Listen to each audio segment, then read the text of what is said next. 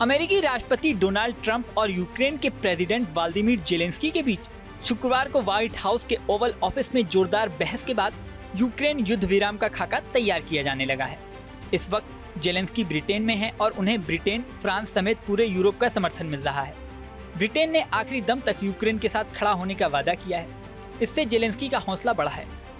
अब यूक्रेन युद्ध विराम योजना को लेकर ब्रिटेन, फ्रांस और यूक्रेन नया खाका तैयार कर रहे हैं। युद्ध विराम योजना पर काम करने को लेकर तीनों देशों के बीच सहमति बन गई है। प्रस्ताव तैयार होने के बाद इसे अमेरिका के सामने पेश किया जाएगा। बता दें कि ब्रिटेन, फ्रांस और यूक्रेन एक युद्ध विराम योजना पर काम करने के लिए तैयार हुए हैं। इसे अमेरिका के सामने पेश किया जाना है। ये जानकारी ब्रिटेन के प्रधानमंत्री केयर स्टारमर ने दी। स्टारमर ने कहा, ये योजना 4 देशों के नेताओं से बातचीत करने के बाद सामने आई है। यूक्रेन के राष्ट्रपति वोलोदिमीर जेलेंस्की और अमेरिका के राष्ट्रपति डोनाल्ड ट्रंप के बीच ओवल ऑफिस में विवाद हो गया था। उस विवाद के बाद ये सवाल उठ रहा था कि अब शांति समझौते का क्या होगा। क्या रूस और यूक्रेन के बीच शांति समझौता कभी नहीं हो पाएगा? लेकिन इस तीखी बहस के एक दिन बाद ही इस योजना पर काम शुरू हो गया है। ब्रिटेन के प्रधानमंत्री ने कहा कि उनका मानना है कि अमेरिकी राष्ट्रपति डोनाल्ड ट्रंप यूक्रेन में स्थायी शांति चाहते हैं। उन्होंने ये दावा दोहराया कि इसे कायम रखने के लिए अमेरिकी सुरक्षा गारंटी की आवश्यकता होगी। ये इसकी बड़ी शर्त है। स्टारमर यूक्रेन पर चर्चा करने के लिए रविवार को लंदन के यूरोपीय नेताओं के शिखर सम्मेलन की मेजबानी कर रहे हैं।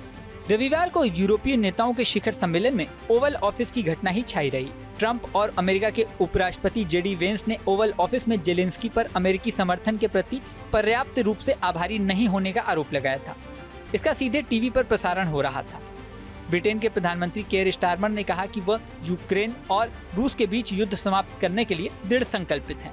स्टारमर ने कहा, हमारे पास यूक्रेन में न्यायपूर्ण और स्थायी शांति सुनिश्चित करने के लिए एक साथ आने का अवसर है। अब समय आ गया है कि हम यूक्रेन के लिए सर्वोत्तम परिणाम की गारंटी देने, यूरोपीय सुरक्षा की रक्षा करने और अपने सामूहिक भविष्य को सुरक्षित करने के लिए एकजुट हों। इस शिखर सम्मेलन में France, Germany, Denmark, Italy, Netherlands, Norway, Poland, Spain, Canada, Finland, Sweden, चेक गणराज्य और रोमानिया के नेता भी शामिल थे। इसके अलावा तुर्की के विदेश मंत्री, नाटो महासचिव और यूरोपीय आयोग, यूरोपीय परिषद के अध्यक्ष भी इसमें भाग लेने वाले हैं। यहाँ पे महत्वपूर्ण बात यह है कि इस शांति समझौते में, जो कि अब तैयार होने जा रहा है, फ्रांस महत्वपूर्ण भूमिका में होगा। इससे पहले भी फ्रांस यूक्रेन के समर्थन की बात लगातार दोहराता रहा है।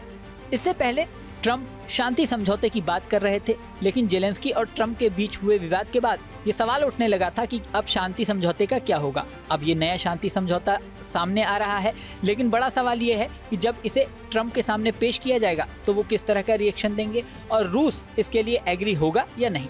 इस वीडियो में फिलहाल इतना ही। बने रहें न्यूज नेशन के डिजिटल प्लेटफॉर्म पर।